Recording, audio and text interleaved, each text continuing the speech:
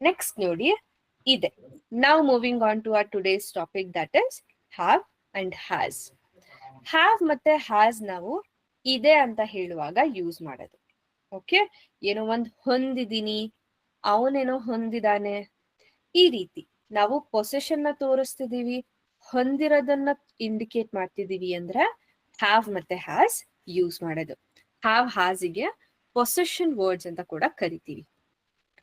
So ಇಲ್ಲಿ ತುಂಬಾ ಜನಕ್ಕೆ ಗೊತ್ತಿಲ್ಲ, ಹ್ಯಾವ್ ಹ್ಯಾಸ್ ನಾವು ಸಬ್ಜೆಕ್ಟ್ ನೋಡ್ಕೊಂಡ್ಬಿಟ್ಟು ಯೂಸ್ ಮಾಡೋದು.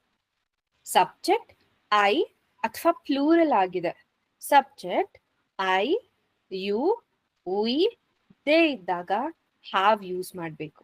ಐ ನಾನು, ಯು ನೀವು, ವಿ ನಾವೆಲ್ಲ, ದೇ ಅವರೆಲ್ಲ. ಸೊ ಸಬ್ಜೆಕ್ಟ್ ಐ ಅಥವಾ ಪ್ಲೂರಲ್ ಆಗಿದೆ ಅಂದ್ರೆ ಹ್ಯಾವ್